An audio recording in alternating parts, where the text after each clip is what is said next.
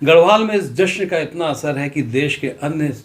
क्षेत्रों में नौकरी करने वाले बहुत सारे गढ़वाली बंधु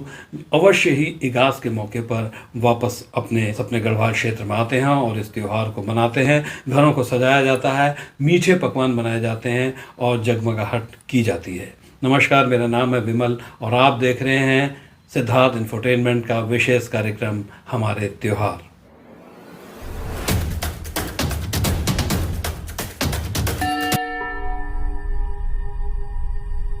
तो लगभग 400 वर्ष पहले भारत के राज्य उत्तराखंड में टिहरी नरेश महिपत शाह ने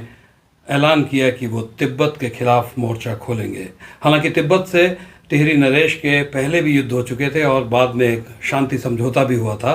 किंतु वीर बड़थवाल बंधुओं की हत्या जब तिब्बतियों के द्वारा की गई तो महिपत शाह ने घोषणा की कि वो तिब्बत पर आक्रमण करेंगे और उन्होंने एक बहुत बड़ी सेना संगठित की, जिसके लिए उन्होंने आज के गढ़वाल के उत्तरकाशी, टिहरी, जौनसार क्षेत्र और पौड़ी गढ़वाल के समस्त क्षेत्रों से सैनिकों को बुलाया और एक बहुत बड़ी सेना अपने सेनापति माधो सिंह भंडारी के नेतृत्व में तिब्बत को भेजी। भीषण युद्ध हुआ और इस भीषण युद्ध में अंततः माधो सिंह भंडारी की जीत हुई, लेकिन इस जीत की खबर टिहरी नरेश तक नहीं पहुंच पाई और लौटते समय माधो सिंह भंडारी और उनकी सेना रास्ता भटक गई। माधो सिंह भंडारी को राजा महिपत शाह ने कहा था कि तुम्हें युद्ध जीत करके दिवाली से पहले पहले वापस राज्य में आ जाना है, लेकिन दिवाली पास आ गई और अभी तक माधो सिंह भंडारी और उनकी सेना का कोई भी सुराग नहीं मिल पा रहा था। बहुत सारे लोगों ने ये अफवाह फैलानी शुरू कर दी थी कि माधो सिंह भंडारी और उनकी सेना या तो किसी बर्फीले तूफान में दफन हो गई है या तिब्बत के युद्ध में पूरी की पूरी सेना हार के मृत हो चुकी है। दिवाली का दिन आया और राजा ने ऐलान कर दिया कि शोक में इस बार दिवाली नहीं मनाई जाएगी। पूरे गढ़वाल क्षेत्र में 4 दिनों तक ये शोक चलता रहा, लेकिन चौथे दिन एक खबरी पहुंचा और उसने खबर दी कि माधो सिंह भंडारी विजय प्राप्त करने के पश्चात, तिब्बत में विजय प्राप्त करने के पश्चात वापस राज्य को लौट रहे हैं और वो मार्ग पर है। चारों ओर प्रसन्नता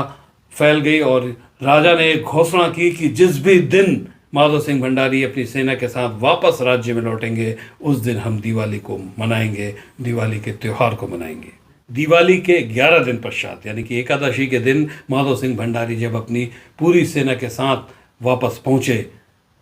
तो इगास का दिन था और इगास भगवाल के नाम से एक दिवाली का त्यौहार मनाया गया। इसे बूढ़ी दिवाली भी कहते हैं, इसे ही इगास पर्व भी कहते हैं। इस दिन बहुत आतिशबाजी नहीं होती, लेकिन चील की लकड़ियों से बनाए गए भेलू को आग में जला करके उन्हें घुमाया जाता है और बड़ा ही जश्न मनाया जाता है। गढ़वाल में इस जश्न का इतना असर है कि देश के अन्य क्षेत्रों में नौकरी करने वाले बहुत सारे गढ़वाली बंधु अवश्य ही इगास के मौके पर वापस अपने गढ़वाल क्षेत्र में आते हैं और इस त्यौहार को मनाते हैं। इगास को लेकर के एक और खबर ये भी है कि जिस समय राम जी ने रावण पर विजय प्राप्त की और उसके बाद वो वापस आए तो जब वो अयोध्या पहुँचे थे 20 दिन के पश्चात तो दिवाली मनाई गई थी, लेकिन ये खबर गढ़वाल पहुँचते पहुँचते समय लग गया और 11वें दिन जब उन्हें पता लगा तब वो दिवाली मनाई गई और इसे इगास बगवाल या इगास दिवाली के रूप में मनाया जाता है। तो इगास को लेकर के हमारी ये जानकारी आपको कैसी लगी कमेंट करके ज़रूर बताइएगा, जिससे हम इस तरीके के कार्यक्रम त्योहारों पर आपके समक्ष और भी प्रस्तुत करते रहें। शीघ्र ही जल्दी मिलते हैं, तब तक के लिए नमस्कार।